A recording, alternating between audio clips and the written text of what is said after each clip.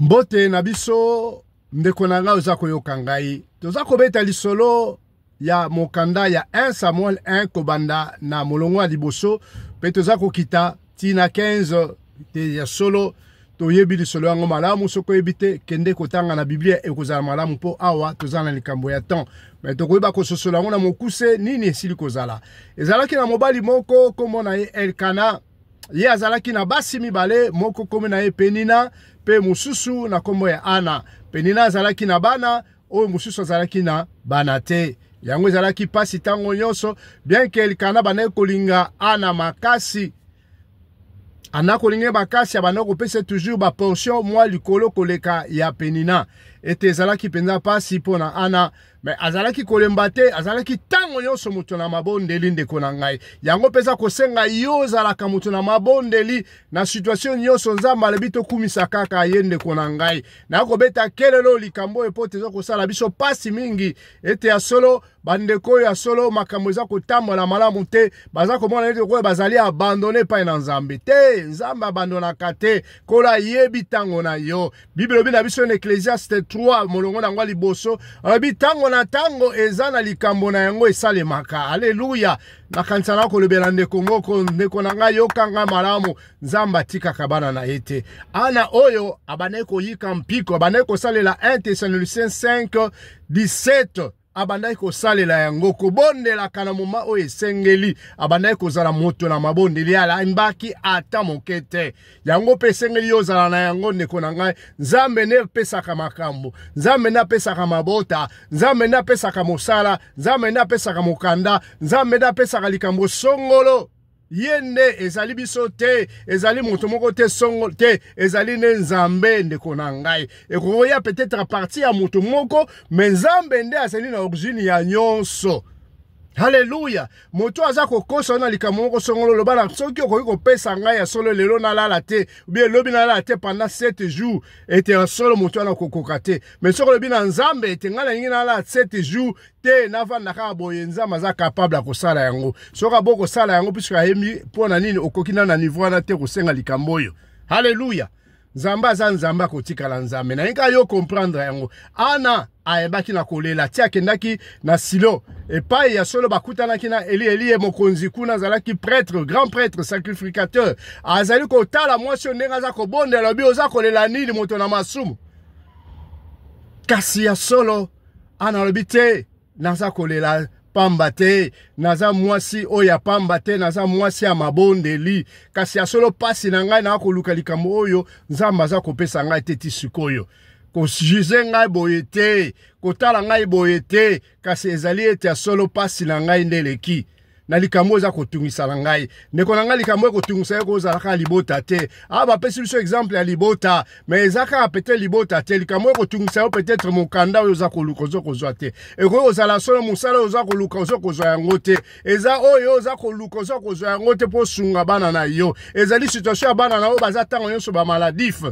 yango za kolela pote ya solo nkolo pesinga bana metala bana ngo maladi kaka yango nde susi na yo nzamba lobite ya solo kosunga yo nenga sungaki ana okomona makambo ya ndenge na ndenge kanga kaka na nzambe wana nzamba na sala kana lolenge na ye ana yaki na kolela ti ya solo meme Elia bani koloba na Elia bite oza moto na masumu abite tete pono moninga kati na ngai eza kolela me na libanda ma emisu zo bima webite kati na ngai yango moto yebaka kati na eza kaka nzambe ndeko na ngai molimo mosantu nda yebi kati na yo po apesa yo ba solution o esengeli o batu bakoloba kokipete yo chaka elikaka pana nkolo ndenge ana yebaki na koyeba ko cha elikia ne paina nzambe ya mpungu to lendo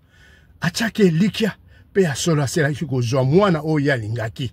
nzamba pesa ke mwana alabite zwa mwana oyo sala ya bina retour abikolo ya solo za nzambe kabata mwana salela yo yango nzambe tanga pesa ka omona makambo nyonso kizana ngo facile ndeko nanga naza ko pesa yo likambo ite yebaka ete soki likambo eza kokokisama te nzambe azalaka na tort te aza toujours na raison soki eza kokokisama te nzambe moko ayebi ba raison pe soki esengeli apesa akopesa na moment oyo esengeli yango likambo elekaki epai na Anne yango naza koyebisa yo ndeko na ngai zala makasi tango nyonso na mabondeli tia eliki pa na nzambe ya mpungu tulendo tia eliki pa ya mfumu Yesu tia eliki pa ya mfumu Kimbangu ya minene kokokisama na kati na vina yo kozala moto na kulemba te moto moko takosa yo koyoka te ozako uta wapi kozonga obo etete pote alobiki na biso boye na Sara je sais pusanaki makambo se lekaki bamona ke no awa eloko moko te ezaka lokola yonde kona ngai ozelaka ata mususu mwana ana pe ya solo nzamba yebi ninga kopesela yo epai ba trompe bakata epai nyonso sexila makambo nyonso espoir ezate yo pe mobali ya solo force za soute ya makasi kosala makambo kasi nzamba yebi ko ressusciter akoko changer pièce ezakati na yo za kozanga ndenge ba chanzaka pièce à moteur pote moteur ko makasi nzamba naza capable ndeko na ngai na linga tali soka kate kolo balimitaka yete epai makanisi na biso za kosuka ya ye za ko banda pe tanga banda kana yango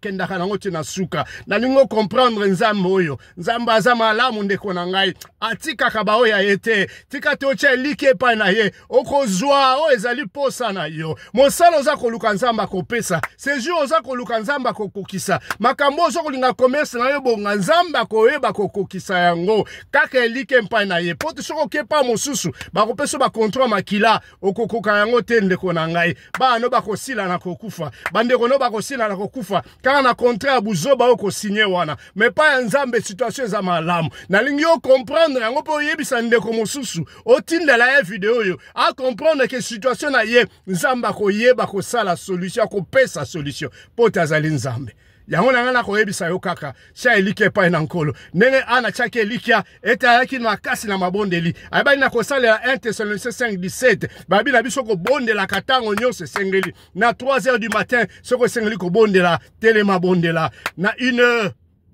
zala na minute pardon oyeba ko bondela na 6h du matin à 9h et ainsi de suite après 3 jours il faut chaka makala moto ndeko na ngai makala moto po bilei na yo ebela oyeba kolia ngo polikambo na yo kokisama makala moto ndeko na ngai nzamba komona yo pe akosala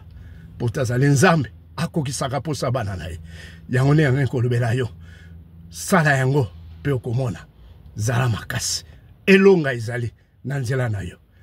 amen.